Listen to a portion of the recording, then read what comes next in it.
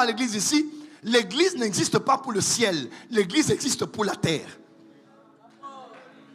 L'église existe pour gérer les affaires de la cité.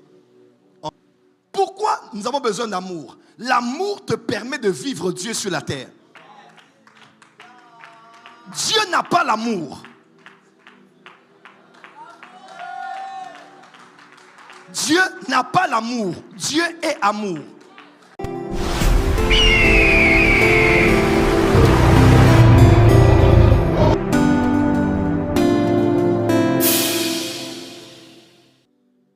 Et ce Dieu, bientôt il ne sera plus le Dieu de l'église. Bientôt, il ne sera plus le Dieu de l'église. Il ne l'avait pas été et bientôt, il ne le sera plus. Regardez avec moi. Dans Apocalypse 1, verset 19, l'ange parle à Daniel et à Jean et lui dit: tu es ici pour voir les choses qui sont et les choses qui se déroulent et les choses qui vont arriver dans la suite des temps. Donc, le livre d'Apocalypse concerne ceux qui étaient à l'époque, en ce temps-là, et les choses qui allaient arriver dans la suite des temps. Les choses qui sont, c'est Apocalypse 2 et 3. Là où Jésus parle aux 7 églises d'Asie mineure, parce que c'était un message de l'époque. Tout le monde savait qu'il y avait l'église de Smyrne, l'église à Éphèse, à Laodicée, à où comme ça? À Philadelphie, à Pergame, là où avait le trône de Satan, et ainsi de suite. Donc il y avait toutes ces églises-là qui existaient à l'époque. Donc Jésus a révélé à Jean les choses qui étaient. C'était les choses concernant le présent. Et je vous lance le défi. On ne parle du terme église que dans Apocalypse 2 et Apocalypse 3.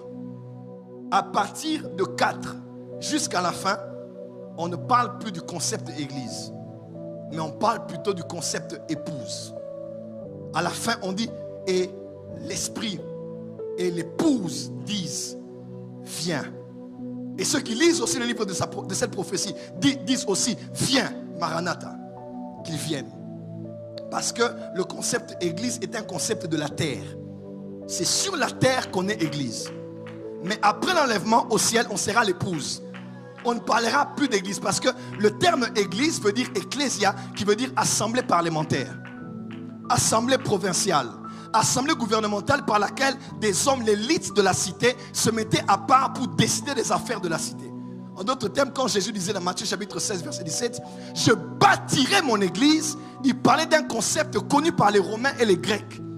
C'était un parlement politique. J'aimerais dire à l'église ici, l'église n'existe pas pour le ciel, l'église existe pour la terre. L'église existe pour gérer les affaires de la cité. En d'autres termes, les élections sont en train d'arriver, à part ce qu'ils font dans l'Assemblée provinciale, chez les députés, au Sénat ou dans tous les autres partis politiques. En temps normal, une église dans une nation responsable aurait en parallèle eu un gouvernement parallèle dans lequel il prépare des hommes et des femmes qui vivent dans le monde mais qui ne sont pas de ce monde. Jésus dit: vous êtes dans le monde mais pas de... Donc, vous n'êtes pas la résultante, le produit des académies. Vous êtes le produit des mystères de la science et de la sagesse divine. Ça, c'est un autre sujet. Ça risque d'être compliqué que j'entre là-bas. Je ne vais pas sortir aujourd'hui. En d'autres termes, le mot église n'existe pas pour le ciel, il existe pour la terre, parce que l'église est un concept terrestre, est une idée terrestre de Jésus. Sur la terre, voilà pourquoi on dit, quand vous priez, dites: notre Père qui est dans les cieux, que ton nom soit sanctifié, que ton règne vienne. Amen. Et que son règne vienne au niveau de l'église. Voilà pourquoi, à un moment donné, quand cette saison prendra fin, elle prendra fin par un grand événement, sûrement très bien, qu'on appelle l'enlèvement de l'église. Qui croit que l'enlèvement aura lieu ici? Qui croit que Jésus revient prendre son église? Qui croit que cette terre passera ainsi que tous ses désirs? Qui croit qu'un jour on laissera toute cette terre et toute la gloire de cette terre et on ira rencontrer le Messie Yeshua dans les airs? Qui le croit avec moi? Paul dit que celui qui met son... Si nous sommes de ceux qui mettons notre espérance qu'en Christ sur cette terre, nous sommes les hommes les plus malheureux. nous avons l'espérance. Jésus a dit, Paul a dit, Christ en nous l'espérance de la gloire. Et le mot gloire, le mot espérance dans le Nouveau Testament, dans les épîtres pauliniennes, ne parle pas de l'espérance du mariage. Quand on parle de l'espérance, on parle de l'enlèvement. Quand on parle de l'espérance, on parle de la gloire à venir. Au-delà de cette terre, dis à ton voisin, j'ai de l'espérance. Dis avec moi, j'ai de l'espérance. Dis avec moi, j'ai de l'espérance. Voilà pourquoi l'apôtre Paul a dit dans 1 Corinthiens chapitre 13, il a dit que ces trois choses demeurent. La foi, l'espérance et l'amour. Mais parmi ces trois, la plus importante, c'est l'amour. Pourquoi nous avons besoin d'amour? L'amour te permet de vivre Dieu sur la terre. Dieu n'a pas l'amour.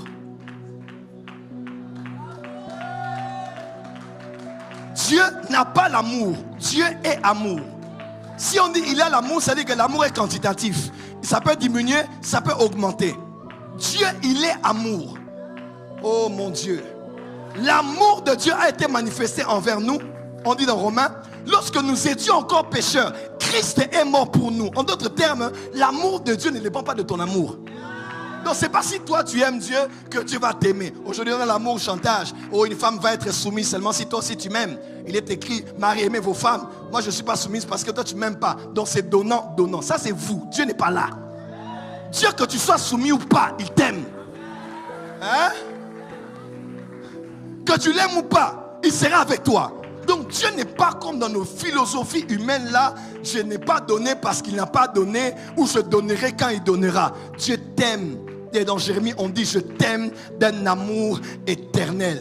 L'amour d'un homme peut durer lundi à samedi, peut durer de janvier à mars et puis c'est fini. Mais l'amour de Dieu est inépuisable parce que Dieu t'aime d'un amour attaché à sa nature. Il n'est pas temporel, il est éternel. Il t'aimera quand tu seras fort, il t'aimera quand tu seras faible. Il t'aimera quand tu prieras beaucoup, il t'aimera quand tu ne prieras pas beaucoup. Dis à ton voisin, Dieu m'aime.